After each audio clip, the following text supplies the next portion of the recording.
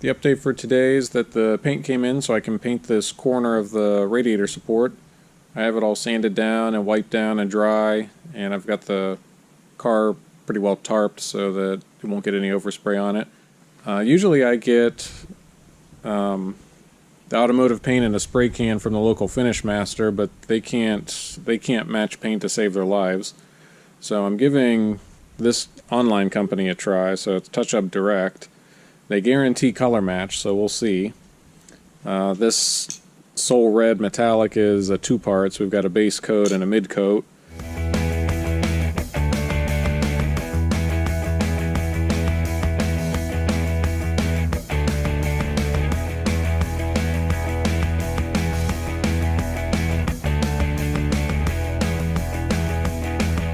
I have 3 coats of the base paint on, and it looks pretty good. I don't see any obvious things that I missed when I repaired it. So obviously the color isn't a real great match right now until I put the mid coat on. So I'll try to. I didn't blend the base coat over this way too far. I had about that much overlap for the blend, so it blended about there, and then I'll use the rest of this to blend in the mid coat.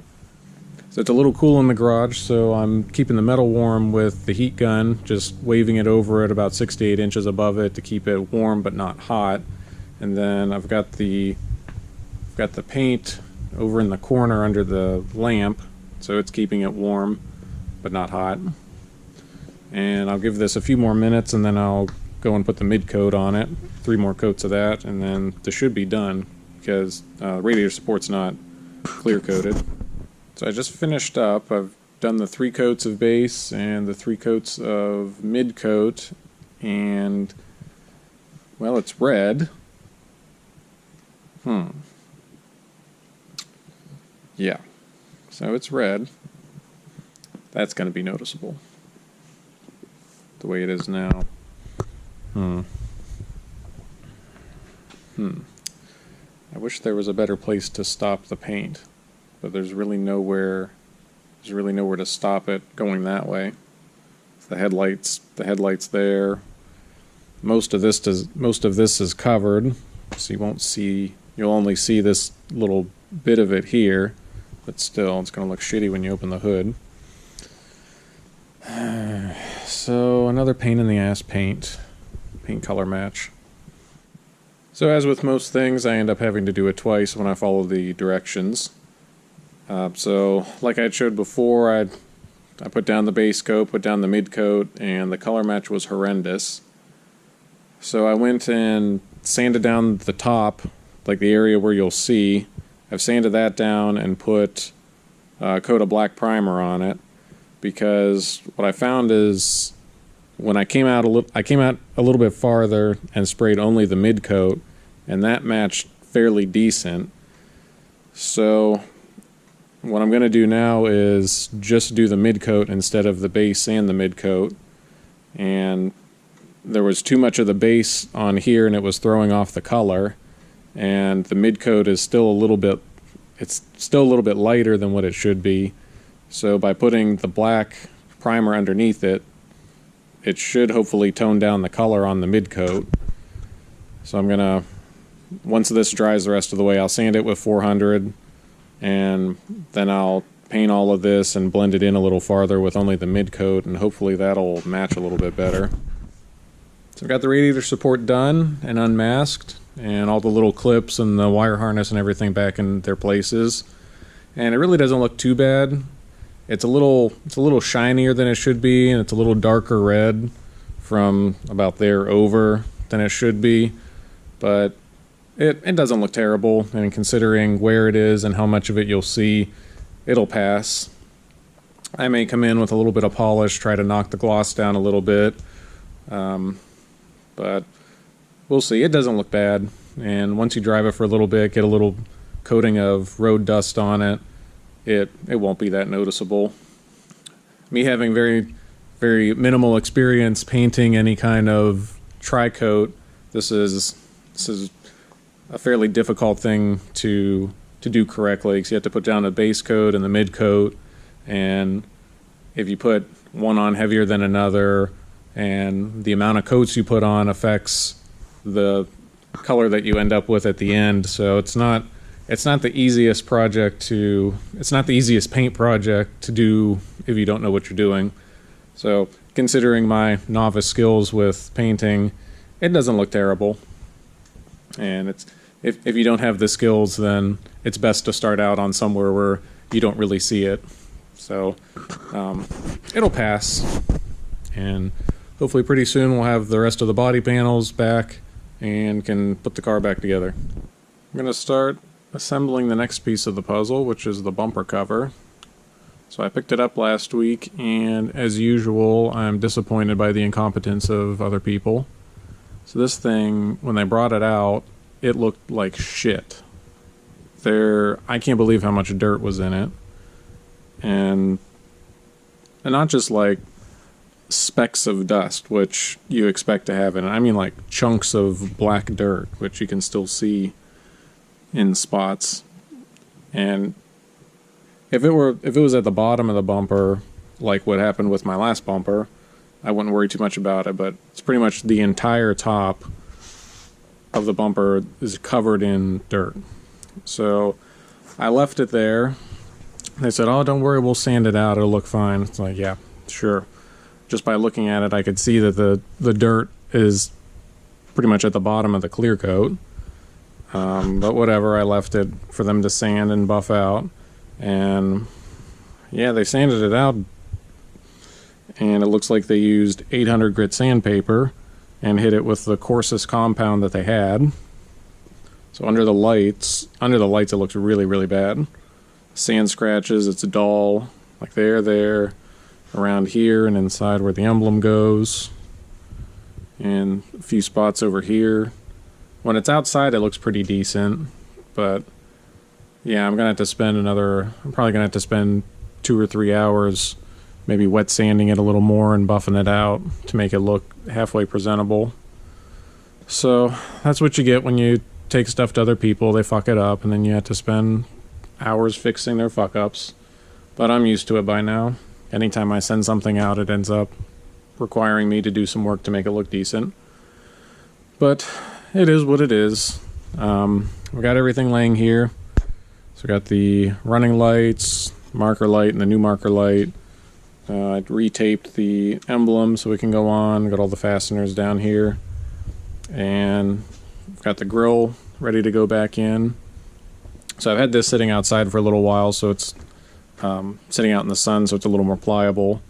And usually what happens, you get a fair amount of paint on these clips, and it's hard to install the grill, so I'll usually take a little bit of soap or even just a dot of oil or something to put on it, and then it'll usually clip in pretty easily. So I'll go ahead and start assembling it, and at least I'll have a bunch of loose parts out of the way.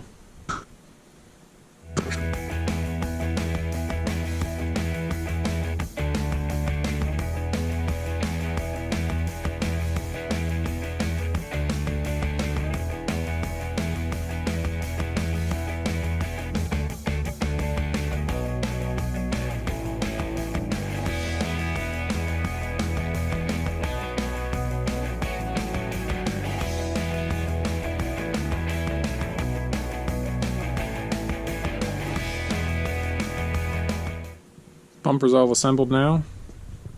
Have the marker lights on both sides, the grille, emblem, running lights, the little bumperettes. I put those on. From the factory, those are actually riveted on, but I wasn't putting rivets back in it, so I just went to Home Depot and bought a pack of 1024 screws, nuts, and washers, and just screwed them in. It's not gonna hurt anything. It's definitely not gonna fall off or anything like that. So this should be ready to put on. And needless to say, the shop that painted this will not be painting the rest of the parts. So I'm gonna hit up a friend of mine he's painted other cars for me before, but he transitioned his auto repair shop to more manufacturing, so I haven't bothered him with projects I've done lately, but for this, I think I'll get a hold of him, see if he'll dust off the paint booth to paint the hood, fender, and door. Well, I've got a good update for today. All of the parts are back from the paint shop. My buddy did a really good job doing the color match on the hood, fender, and door. So as soon as I got back from the shop, I set the hood on it, and using my handy pencil marks on the hinges, was able to get it lined up in about 2 minutes and tightened down. And under the lights, it's pretty much spot on. You can't see any difference between the unpainted, well, the original painted fender and the repainted hood. And likewise, if you look at the door, the blend, he blended it about here, and even out in the direct sunlight, there's really, you really have to look hard, and the only difference is that the original paint has like a slightly duller appearance to it, but the color match is really just spot on. I set the bumper on it, and it's a hair darker, but it doesn't look any worse than the rear bumper. So I'm really pleased with how the hood, fender, and door came out. And there's a little bit of dust in it, but he said bring it over when I'm done, and they'll cut and buff it out, and it'll look really good. Now, I guess the next step will be to assemble everything.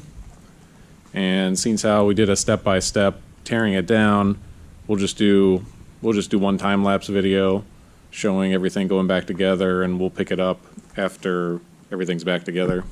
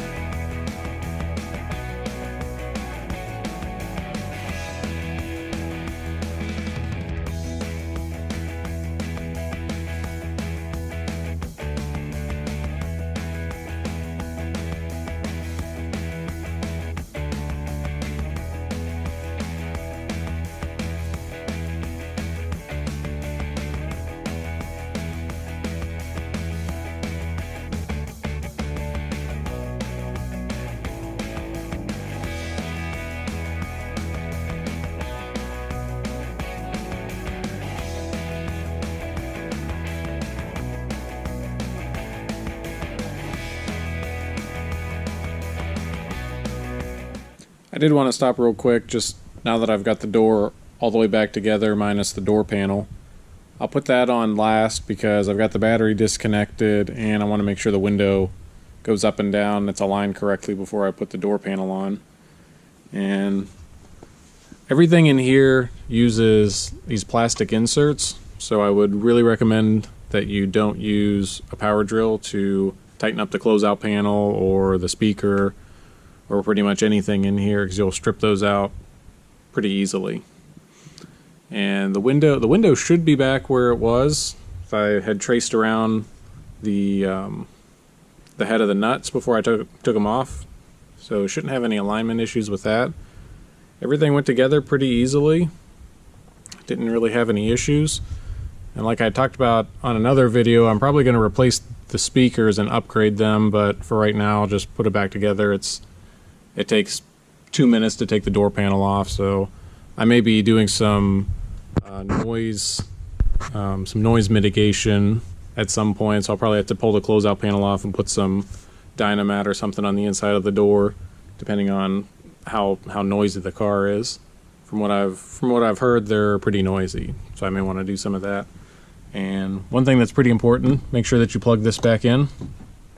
This is a pressure sensor for side impacts.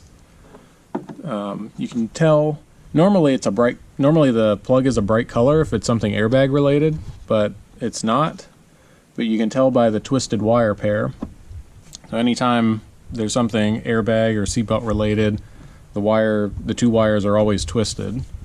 So make sure that's plugged in. When I'd been moving the car around without the door on it and the hood and the fender, and I had an airbag warning light, and it's because that was unplugged. So make sure you plug that in. And I guess we'll keep moving with the fender now that the door is on and should be lined up.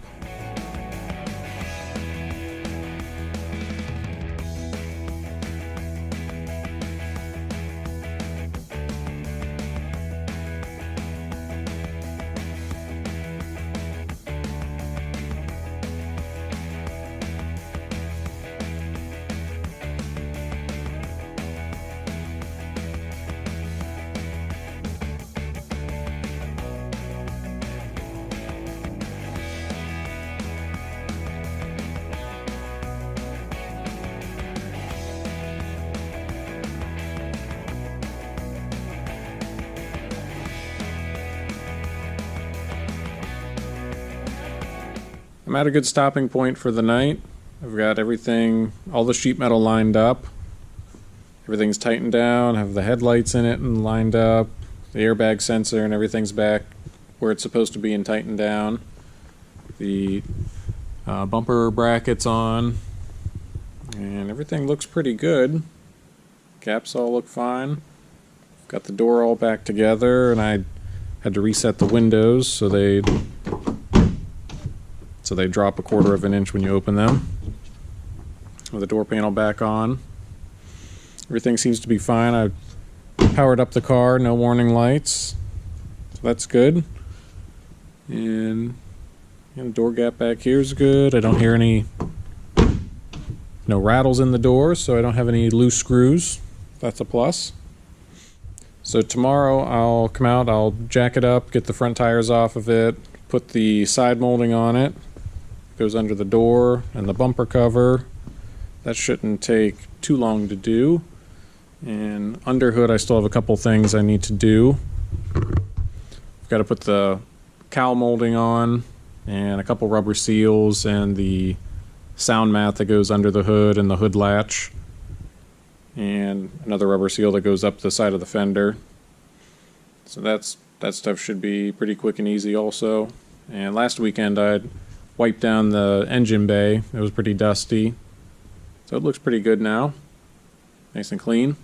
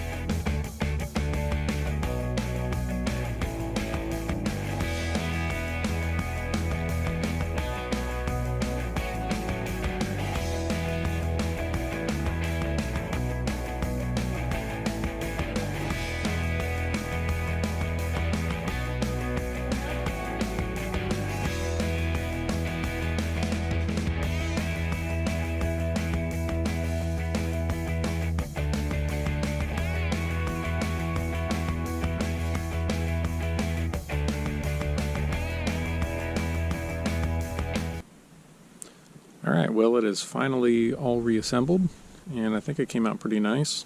The color match is really good. It's kind of hard to tell the overcast skies today, but it is spot on. The door fender and hood. The bumper's off a little bit, but it's not really any worse than the back bumper, which is factory.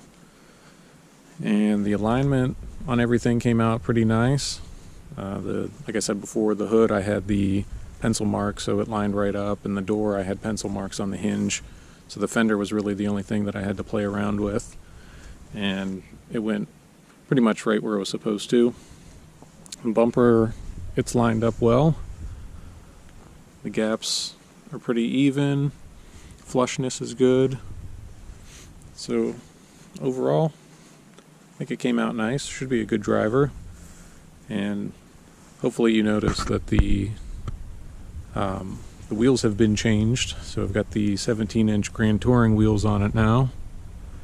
And I think it looks a lot better than the sad silver 16-inch wheels. So I guess the next videos we'll do probably a driving video and detail video. So it looks nice now, but it needs to be buffed and the interior detailed.